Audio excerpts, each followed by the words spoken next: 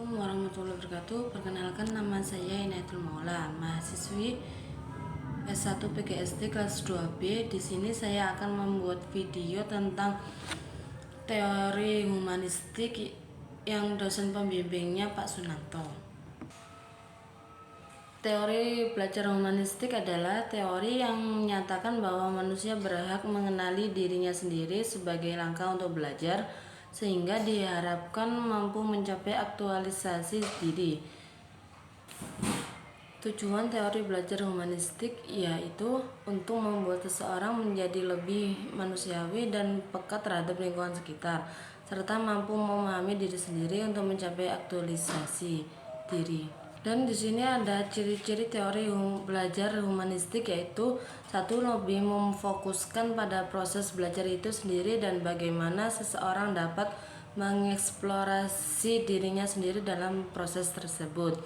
Kedua, mengakui peran penting dari aspek kognitif dan efektif dalam proses belajar. Ketiga, mementingkan pemahaman dan pengetahuan dalam proses belajar, namun juga memperhatikan sikap dan perilaku individu saat menjalankan proses tersebut. Yang ketiga, menekankan bahwa tidak ada orang yang dapat mengatur atau menentukan proses belajar yang tepat untuk setiap individu. Dan di sini pun ada kekurangan dan kelebihan dari teori belajar humanistik. Kelebihan dari teori belajar humanistik yaitu ada 6. 1. Membentuk kepribadian, perubahan sikap dan hati nurani ke arah yang lebih baik. 2. Menumbuhkan minat dalam diri seseorang untuk terus belajar. 3. Menumbuhkan kreativitas pada diri seseorang. 4. Mampu mengubah sikap dan pola pikir. 5. Membuat seseorang memiliki pengalaman yang berarti. 6. Semakin lama waktu yang dilaluinya, seseorang pembelajar dapat mencapai aktualisasi dirinya dengan baik. Dan adapun kekurangan teori belajar humanistik adalah proses belajar menggunakan teori ini akan gagal jika tidak ada kesungguhan dan motivasi dari sikap individu. Kedua, dapat memunculkan sikap individualisme. Ketiga, terbatasnya peran pendidik karena hanya berperan sebagai fasilitator.